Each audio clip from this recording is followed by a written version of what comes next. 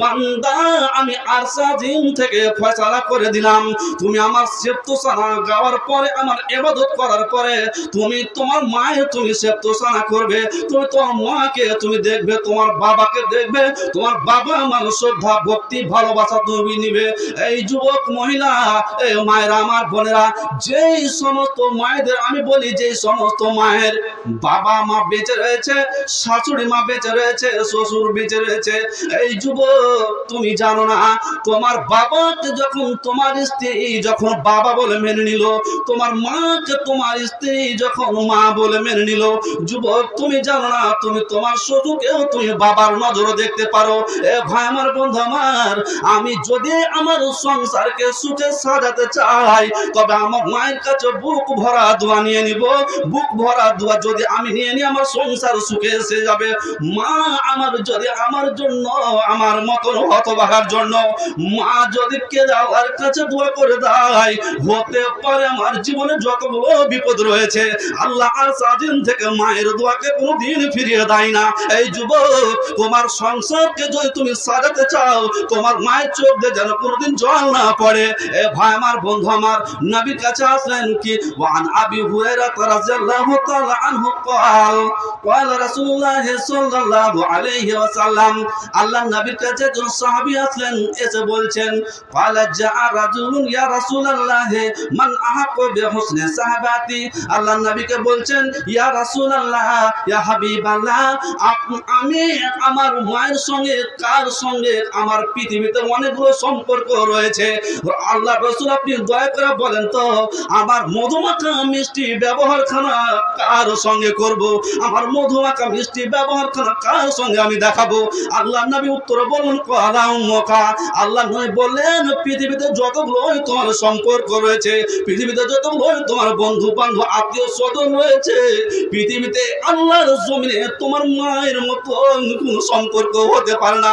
এই যুবক, আল্লাহ নবী বারবার বললেন, এক নয় দুই নয় তিনবার বললেন, কি বললেন? তোমার মায়ের তুমি সেপ্তসানা, তোমার মায়ের ভক্তি ভালোবাসা করো। এই যুবক, এ তুমি জানো না, তোমার মা কেঁদে বেড়ায়, তোমার মায়ের সঙ্গে কথা নাই, তোমার বাবার সঙ্গে চালা নাই, তোমার মাকে তুমি জীবনে সালাম দিলে না, তোমার বাবাকে সালাম দিলে না। এই যুবক, তোমার মা যে অন্যের সামনে বুক ভরে কান্না করে, আর তোমার মা এখানে ওখানে বেড়ায়, এই বৌমা, তোমার শাশুড়ি কেন তোমার উপরে দুঃখ করবে? তুমি কেন নিজের মা মনে করলে না? তুমি কেন নিজের বাবা মনে করলে না? শ্বশুরকে, শাশুড়িকে। এই মহিলা, এ মেয়েরা, আমি সমস্ত মা বোনদের উদ্দেশ্যে বলি, যেই যেখানে যাবে নিজের মায়ের মতন, নিজের বাবার মতন শ্বশুর শাশুড়িকে শ্রদ্ধা করবে। ভাই আমার, বন্ধু আমার, তাই তো আল্লাহ নেই বললেন যে তোমার মায়ের সঙ্গে তুমি সদ আচরণ করবে, ভালো ব্যবহার করবে। তো আল্লাহ নবী পুনরায় তিনবার বললেন, আবার বললেন, কি বললেন? মান আহাক্কু বিহুসনি সাহাবাতি, আল্লাহ নবী যেমন বললেন, তো আল্লাহ নবী বললেন, ক্বালা উম্মুকা, তোমার মায়ের সঙ্গে সুমামান, ক্বালা উম্মুকা সুমামান, ক্বালা উম্মুকা। তো আল্লাহ নবী তিনবার বেলায়, আল্লাহ নবী চারবার বেলায় বলেন, ক্বালা আবুকা, তোমার বাবার সঙ্গেও তুমি সৎ ব্যবহার করবে। এ ভাই আমার, বন্ধু আমার, মাকে আল্লাহ পাক রব্বুল ইজ্জতের নবী মায়ের অগ্রাধিকার 3 গুণ বাড়ালেন। কেন বাড়ালেন?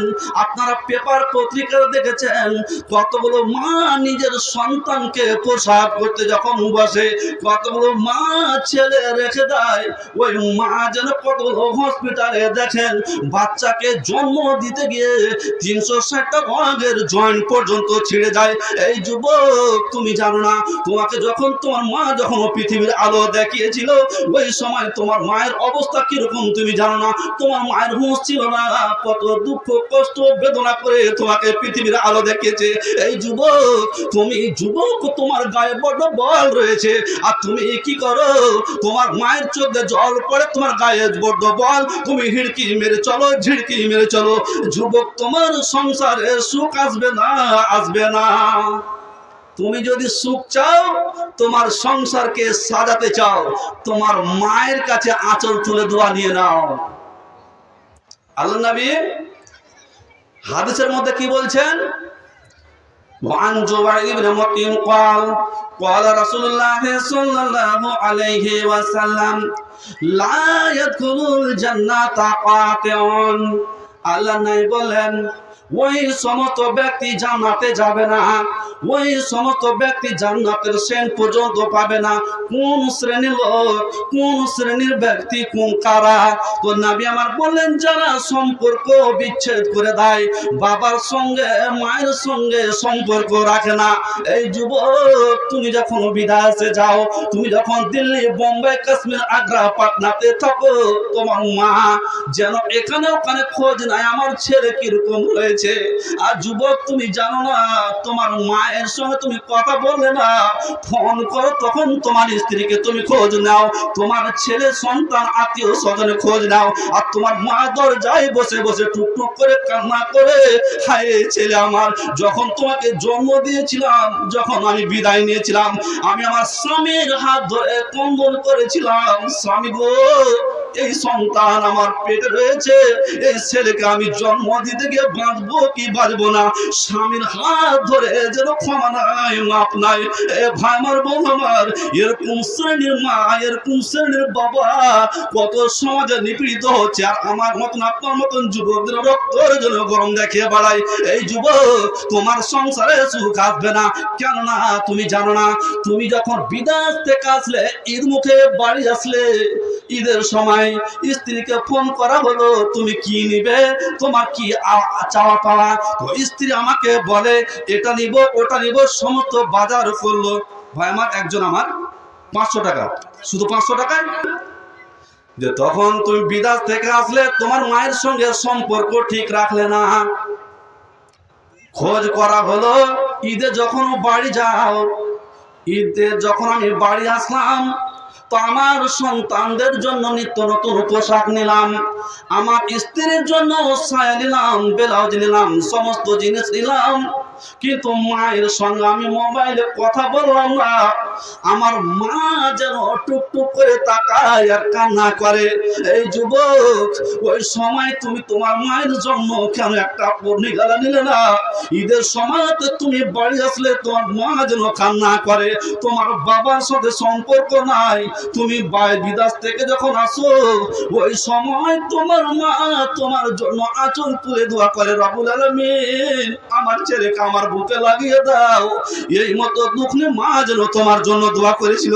আর যুবক, তুমি ঈদ মুখে বাড়ি আসলে, তোমার মায়ের জন্য তুমি কিছু নিয়ে আসলে না, তোমার আত্মীয় স্বজন, তোমার স্ত্রী, তোমার সন্তানের তুমি খোঁজ নিলে। এ ভাই আমার, বন্ধু আমার, মায়ের কতগুলো দুধ দহন করে ভক্ষণ করে আমার বডি আমার যেন শুটিং বুটিং কুটিং করে বেড়াই, মায়ের দেহকে চুষে চুষে চুষে আমি যেন বড় হলাম, মাস্টার হলাম, আইপিএস হলাম। এই যুবক, তোমার মায়ের সঙ্গে তুমি কেন সদ্ব্যবহার করলে না?